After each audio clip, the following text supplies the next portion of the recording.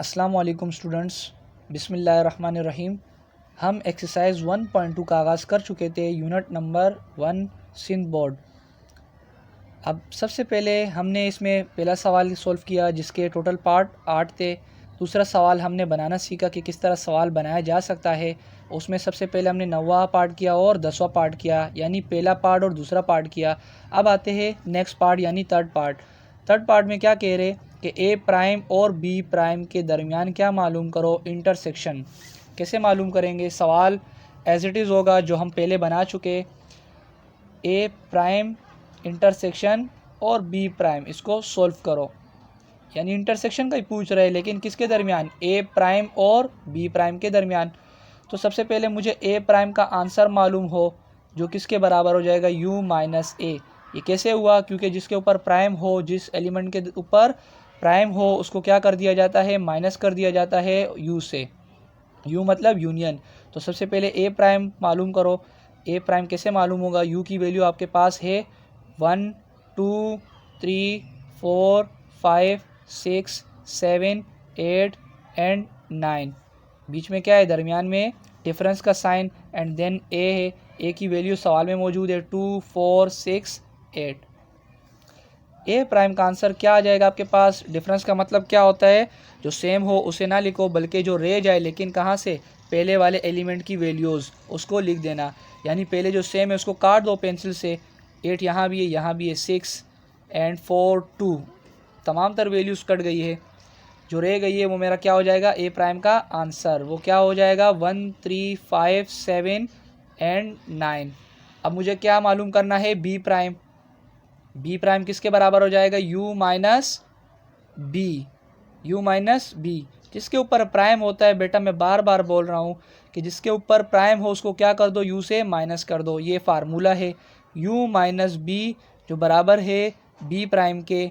तो मेरे पास B prime का आंसर कैसे निकलेगा? यू की वैल्यू क्या है मेरे पास? 1 2 3 4 5 6 7 8 9।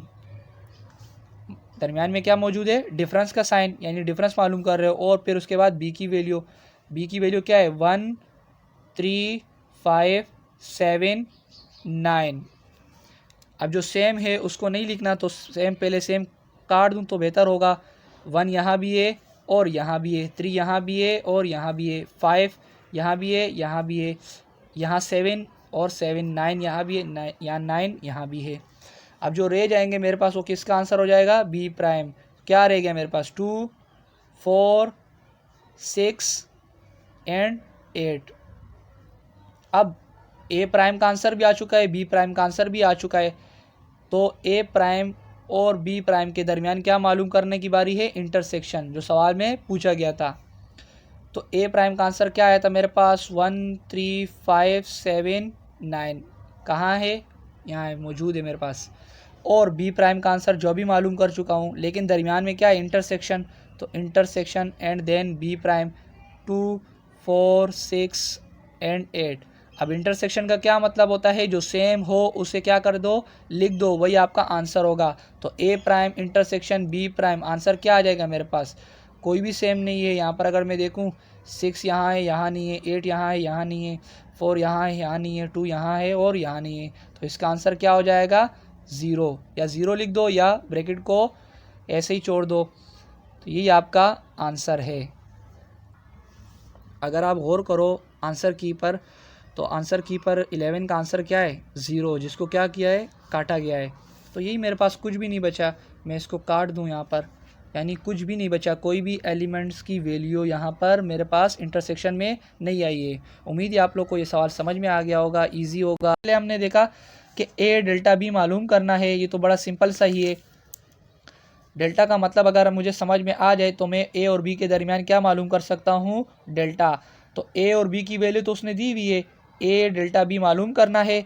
ए डेल्टा बी लिखा, ए की वैल्यू लिखी जो सवाल में मौजूद है 2 4 6 8, ये रही। और बीच में दरमियान में क्या है? डेल्टा फाइंड करना है। बीच में डेल्टा और फिर बी, यानी बी की वैल्यू क्या है? 1 3 5 7 9।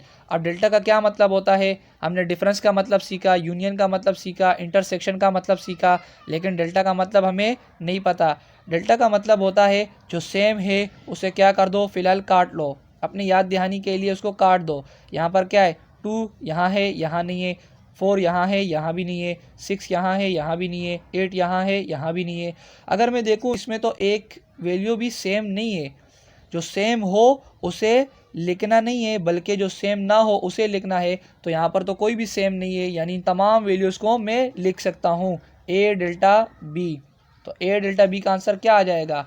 अगर मैं सेम देखूँ, सेम तो कोई नहीं है, बकिया जो रह जाएंगे उसे लिखना था, तो बकिया तो यहाँ पर सारे रह गए।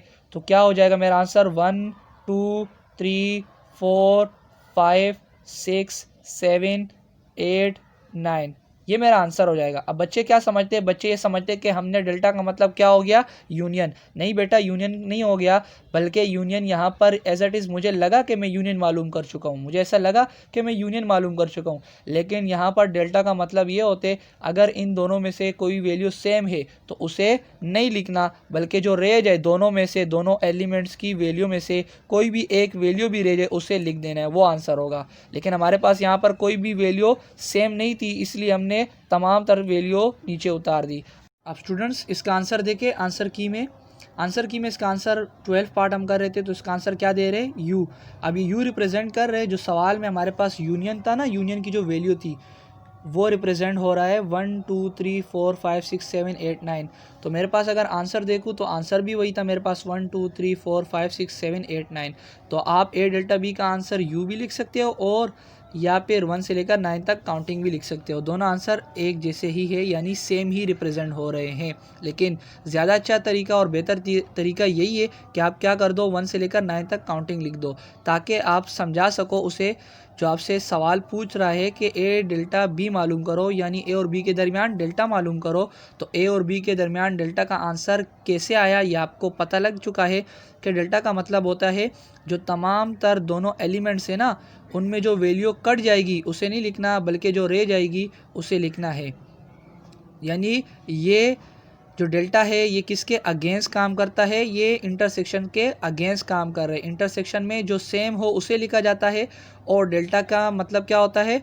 जो इंटरसेक्शन में हम कर रहे हैं ना उसका उलट कर देना, यानी जो सेम है उसे नहीं लिखना, बल्कि जो सेम ना हो उसे लिख देना। तो उम्मीद है आप लोग को ये सवाल पसंद आ गया होगा, आसान लग रहा होगा और आपको हमारी ये वीडियो पसंद आ गई होगी। अगर आपको हमारी ये वीडियो पसंद आ गई तो लाइक करें, शेयर करें, सब्सक्राइब करें, और सब्सक्राइब करते हुए बेल आइकन को लाजमी दबाएं ताकि हमारी तमाम तर वीडियोस आप तक पहुंच सके।